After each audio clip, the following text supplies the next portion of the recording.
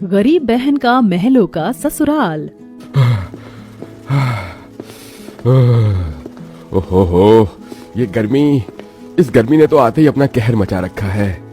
दोपहर की कड़ी गर्मी में गरीब दीपक अपनी साइकिल पर लकड़ियों का गट्टा लिए जामनगर गांव में अपने छोटे से मिट्टी के बने झोपड़ी के घर के बाहर आता है, जहां दीपक की बूढ़ी माँ शालिनी और छोटी बहन साक्षी मिट्टी के चूल्हे पर रोटियां बना रही थी। माँ, ये लीजिए लकड़ियाँ। अच्छा, मैं काम पर जा रहा हूँ। दीपक वहां से चला जाता है, तभी घर के अंदर से किसी के खांसने की आवाज आती है। बिटिया, तेरे पिताजी की दवाई का समय हो चुका है, चल उन्हें दवाई देते हैं। दोनों माँ बेटी अंदर अपने घर में आते हैं। अंदर से वो घर काफी छोटा था और एक चारपाई पर शालिनी का बूढ़ा बीमार पति हरिया जोर जोर से खांस रहा था। हरिया एक घातक बीमारी से जूझ रहा था। तभी साक्षी अपने पिता को दवाई देती है। शालिनी और उसका ये परिवार बड़ी गरीबी में अपना जीवन बिता रहा था। उसके परिवार का गुजारा उसके बेटे दीपक की ही कमाई से होता था। दीपक उसी गांव में एक कंस्ट्रक्शन ऑफिस में सफाई का काम करता था, जिसकी आमदनी केवल 300 रुपए रोज थी। अब इतनी कम कमाई में दीपक और उसके परिवार को अपना गुजारा चलाने में काफी समस्या का सामना करना पड़ता था। शाम का समय, सब अपने छोटे से घर में बैठे खाना खा रहे थे। दीपक बेटा, तू अपने गांव के शामू भाई से बात करना साक्षी के रिश्ते के बारे में। साक्षी बिटिया अब जवान हो चुकी है, अब हमें इसकी शादी करवा देनी चाहिए। ठीक है माँ, मैं कल ही बात करता हूँ शामू काका से।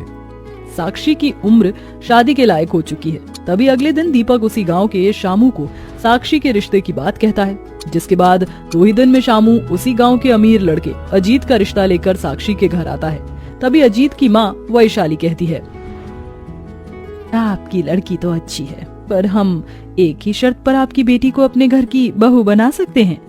आपको हमें दहेज में 2 लाख रुपए देने होंगे। क्या 2 लाख रुपए? हाँ, अब आपकी गरीब बेटी हमारे इतने बड़े महल की बहू बनने वाली है, तो आपका तो कुछ हक बनता है ना हमें देने का। जी, हम तो बहुत गरीब हैं, हमारे पास इतने पैसे नहीं हैं। अगर ऐसा है तो हमें नहीं करनी अपने बेटे की शादी आपकी बेटी से। अजीत बेटा, चल यहाँ से। वैशाली अपने परिवार के साथ वहाँ से चली जाती है। ये आजकल के लोगों को भी पता नहीं क्या हो गया है। अब हम जैसे गरीब अपनी बेटियों को शादी में इतना दहेज कहाँ से दे। पिताजी, आप दुखी मत होइए, हमारी साक्षी के लिए इससे भी अच्छा रिश्ता आएगा। इसी तरह दिन प्रतिदिन बीतने लगे। अब गुजरते दिनों के साथ साक्षी को कई सारे रिश्ते आने लगे, पर कोई दहेज की मांग करके रिश्ता तोड़कर चला जाता है, तो कोई साक्षी और उसके माता पिता की गरीबी देखकर रिश्ता तोड़कर चला जाता है। एक दिन शाम में दीपक ऑफिस से पैदल घर की ओर आ रहा था। तभी एक तेज रफ्तार ट्रक पीछे से आकर दीपक को उड़ा देती है और इस घटना में दीपक का एक पैर कट जाता है, जिसके बाद दीपक जीवन भर के लिए घर में अपाहिज बनकर बैठ जाता है। कुछ दिन बाद अब दीपक के परिवार के भूखे रहने के दिन आ चुके थे, क्योंकि उनके घर का कमाई पुत व्यक्ति ही अब घर में विकलांग कुर्सी का सहारा बन चुका था। माँ, अब मैं खाना कैसे बनाऊं? घर का सारा राशन तो खत्म हो चुका है। क्या करें अब? पास में तो एक पैसा भी नहीं है और अब तो दीपक भी घर में बेरोजगार बनकर बैठ गया है। एक तो गरीबी चैन से जीने नहीं दे रही थी, ऊपर से दीपक के साथ हुए इस हादसे की वजह से दीपक और उसके परिवार के भूखे रहने की नौबत आ चुकी थी। तभी थोड़े समय बाद दीपक के ऑफिस का मालिक महेश आता है। अरे मालिक, आप आइए आइए। दीपक, अब कैसी तबीयत है तुम्हारी? मालिक, अब ठीक है। दीपक, अब तुम्हारे परिवार का गुजारा कैसे चल रहा है? क्योंकि तुमने तो कहा था तुम घर में अकेले कमाईपूत व्यक्ति हो। हाँ मालिक, इस हादसे की वजह से हमारे ऊपर काफी परेशानियां आ चुकी हैं। पिताजी को देखो, ऐसे बीमार, और घर में कमाई का एक पैसे का जरिया नहीं रहा। तभी महेश की नजर साक्षी पर पड़ती है। ये कौन है दीपक? मालिक, ये मेरी बहन साक्षी है। अच्छा अच्छा, तुम्हारी बहन तो काफी खूबसूरत है दीपक। शादी हो गई इसकी? नहीं मालिक, गरीबी के चलते इसकी भी कहीं शादी नहीं हो पा रही है। दीपक, तुम साक्षी को अपनी जगह भेज दो ना काम करने। मैं साक्षी को अपने ऑफिस में सफाई और पियून का काम दे देता हूँ। साक्षी के काम करने से तुम्हारे परिवार का गुजारा तो चल पाएगा। सबको महेश का उपाय पसंद आता है। भाई ये ठीक कह रहा है, अब हम कब तक ऐसे ही बैठे रहेंगे? अब जीवन का गुजारा करने के लिए किसी को तो कुछ करना ही होगा ना। दीपक और उसके परिवार के पास अब दूसरा कोई रास्ता नहीं था। अब परिवार का गुजारा करने के लिए अगले दिन से साक्षी उसी गांव में महेश के ऑफिस में आकर सफाई करना, चाय पानी देना, ये सब करने लगी। महेश इस काम के साक्षी को 200 रुपए रोज देने लगा। कई महीने ऐसे ही बीत जाते हैं। एक दिन सवेरे महेश अपने ऑफिस में बैठा था, तभी वहां पायल नाम की लड़की आती है। हाय महेश जी, कैसे हो? अरे पायल, तुम? मेरे होने वाले दूल्हे राजा, कितना काम करोगे आप? थोड़ा समय अपनी इस होने वाली पत्नी के लिए भी निकाल लिया करो। पायल, तुम तो जानती हो ना मुझ पर काम का कितना प्रेशर है। यहाँ सांस लेने की भी फुर्सत नहीं मिलती मुझे। पायल एक मॉडल लड़की थी। तभी साक्षी पायल के लिए चाय लेकर आती है। पायल, ये साक्षी है, ये मेरे ऑफिस में काम करती है। और साक्षी, ये पायल है, मेरी होने वाली मंगेतर। 8 दिन बाद हमारी शादी है। तुम्हें अपने पूरे परिवार के साथ हमारी शादी में आना होगा। जी मालिक, जरूर। साक्षी सफाई करने में लग जाती है। कुछ दिन यूं ही बीत जाते हैं। एक रात साक्षी महेश के ऑफिस से घर जा रही थी, तभी रास्ते में उसे पायल एक अजनबी लड़के के साथ उसकी बाहों में बाहें डाले खड़ी दिखाई देती है। अरे ये तो पायल जी हैं, मालिक की होने वाली पत्नी, पर ये ऐसे किस लड़के के साथ खड़ी हैं? साक्षी पायल और उस लड़के के करीब जाती है और दोनों की बातें सुनती है।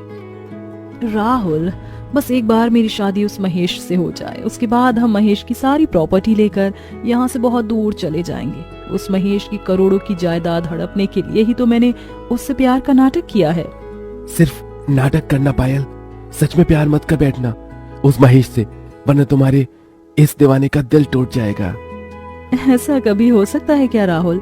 मैं केवल तुम्हारी हूँ और जीवन भर तुम्हारी ही रहूंगी।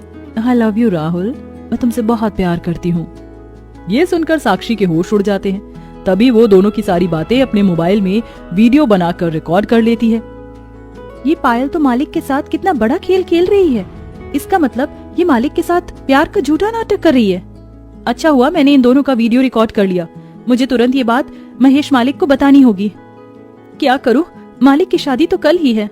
तभी साक्षी दौड़ते हुए उसी गांव में महेश के बड़े से बंगले महल जैसे घर के बाहर आती है। महेश का घर बहुत बड़ा था, जहां महेश की शादी की तैयारी चल रही थी। तभी साक्षी महेश के घर में जाने लगती है तो कोई भी उसे घर में घुसने नहीं देता। क्या करूं? कैसे जाऊं अंदर? मुझे तो कोई घर में घुसने ही नहीं दे रहा। मालिक को ये बात पता चलना बहुत जरूरी है। साक्षी काफी देर तक वहां परेशान खड़ी रही, पर कोई भी उसे घर में जाने नहीं दे रहा था। तभी साक्षी घर चली जाती है। अगले दिन सवेरे महेश के घर में महेश पायल की शादी हो रही थी। तभी साक्षी दौड़ते हुए महेश के घर की ओर आने लगती है। मुझे कैसे भी करके मालिक को ये बात बतानी होगी। इधर महेश पायल शादी के मंडप में बैठे थे। तभी साक्षी दौड़ते हुए महेश के घर के अंदर चली जाती है। महेश का घर अंदर से काफी आलीशान महल की तरह था। रुक जाइए मालिक, ये शादी मत कीजिए। ये सुनकर सारे मेहमान दंग रह जाते हैं और सब साक्षी की ओर देखते हैं। साक्षी, तुम? मालिक, ये पायल आपके साथ प्यार का झूठा नाटक कर रही है। ये आपकी जायदाद हड़पने के लिए आपसे शादी कर रही है। ये किसी और से प्यार करती है मालिक। ये क्या बोल रही हो तुम साक्षी? Are you mad? पागल हो गई हो क्या तुम? तभी साक्षी सबको अपने मोबाइल में पायल राहुल का वो वीडियो दिखाती है, जिसे देखकर महेश और सबके होश उड़ जाते हैं। पायल, तुम मेरे साथ इतना बड़ा धोखा! तभी महेश पायल और उसके परिवार को धक्के मारकर अपने घर से बाहर निकाल देता है। साक्षी, मैं तुम्हारा धन्यवाद कैसे करूं? आज अगर तुम सही समय पर नहीं आती तो पता नहीं आज क्या हो जाता। मालिक, ये तो मेरा फर्ज था। अब कौन करेगा मेरे बेटे महेश से शादी?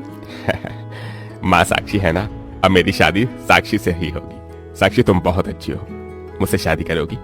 ये सुनकर साक्षी दंग रह जाती है। उसके बाद साक्षी महेश को हाँ कह देती है और दोनों शादी कर लेते हैं। जिसके बाद गरीब भाई की बहन महेश के महल जैसे घर की बहुरानी बन जाती है।